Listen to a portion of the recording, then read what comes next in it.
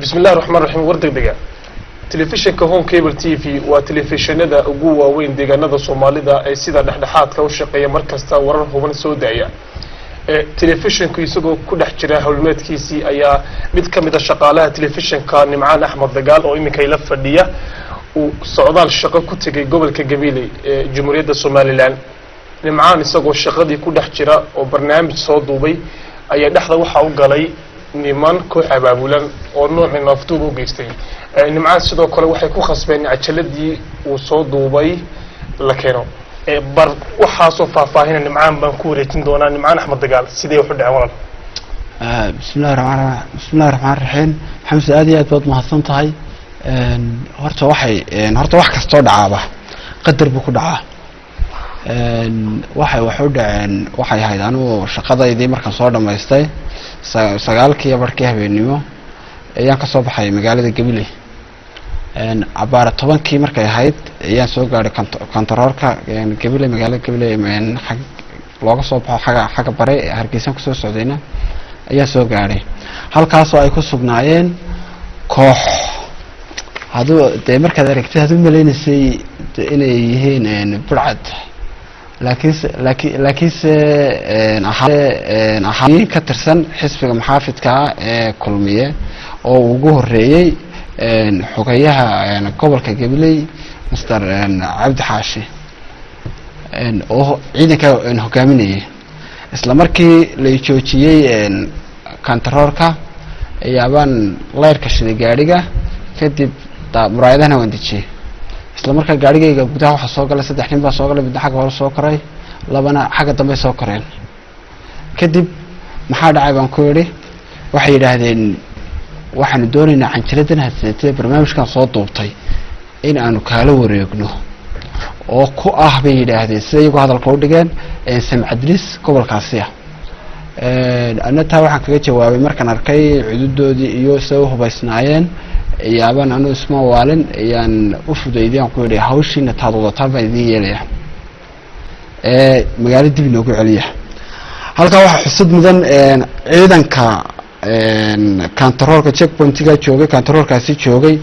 waxaan isniri iyo waxa haylahaayeen ba way maqlayeen wayna garab taagnaayeen balse ayagu wax hawlaha ka fuliyeen haba yaraatay ma jirin ciidankii kontaroolka joogay booliska ay maqlayeen booliska hawayna maqlayeen laakiinse wax hawlaha ka fuliyeen ma jirin kadib xaggi magaalada iskula soo noqonay isla markaana xeelad sameeyay oo ahayd aan ku badbaadsanayay canjiladeyda iyo shaqadayda aan ku badbaadinayay ayaan maskaxdayda ka keenay xeeladii taas wax ku dheeran maayo ayadoo ii suura gashay laakiinse waxaan la halmaami karin oo xusud mudan in mas'uuliyiinta shirkadda Sam Cable ee wakiilka khaaska ka Maxamed Saciid qaar kamida sida Cali Nuur oo ganacsada caan oo laga wada yaqaan Gabiley taleefanka uu ka hadlayay oo lahaana ninkaasi si kasto aad ku qasabtaanba canjilada ayuu kala tagin kana qaada waan gartay taasi oo isagana siday nimanka kale ka dareemay ahayd taleefankiisaas oo ku sii xidhnaa taleefanka maamulahaasi shirkadda Sam Cable Maxamed Saciid ku soo xidhnayd isla markaasina hawshaas ay u socotay xitaa hadii ay lacag noqoto lacag nagu baayaxtamo lacagta siiya canjiradana ka qaada horta ilaahay baa mahad leh waxba igama soo gaarin anu khibradii iyo maskaxdaan isticmaalay waan ku guuleystay canjiradii iyo qalabkayga soo badbaadsaday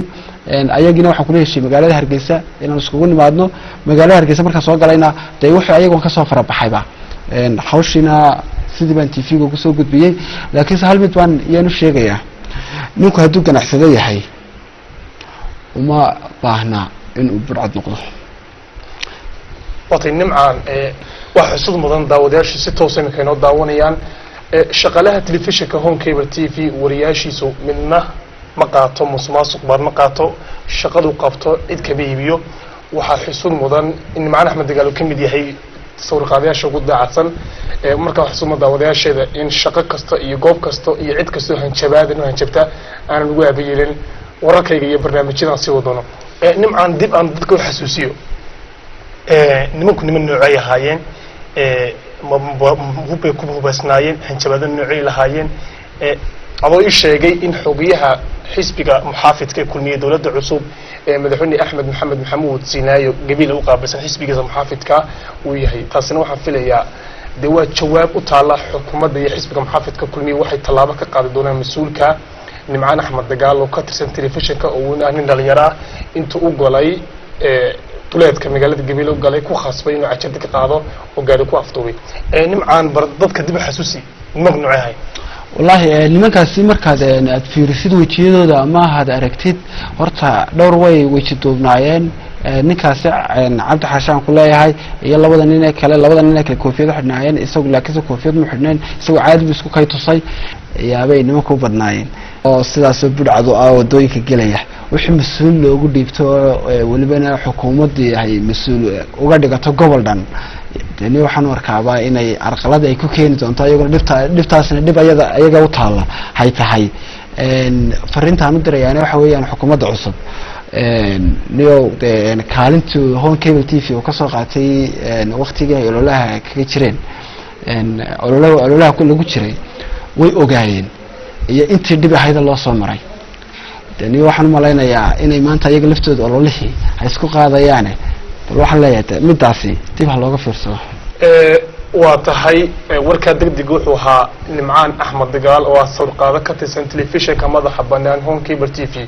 oo muddo ku dhow 10 saacadood xorriyadiisa koox hubaysan oo afka duuban ay magaalada gabiil u diideen inuu ka soo baxo nimcaan waqtiga wuxuu ku dhex jiray hawl maalmeedkiisa shaqo isagoo barnaamij ka soo duubay magaalada gabiil barnaamijka aan dadka si toos ugu sheego barnaamijkaas wuxuu ahaa barnaamij lagu taageerayay shirkadda Dalcom oo kamid ah shirkadda fiber optical ama isgaarsiinta badda ee casriga oo dadweynaha reer gabiil si weyn u taageereen barnaamijkaas nimcaan lagu hajabay inaanu TV-ga keen TV-gu waa dhexdhexaad cid kasta u dhexdhexaad dadka Soomaalida ku hadlay Soomaaliland xamso halkan qaayar dhex galo waliba waxa xusid mudan shirkadda Sam Cable oo taasi oo Dalcom ku kaxsan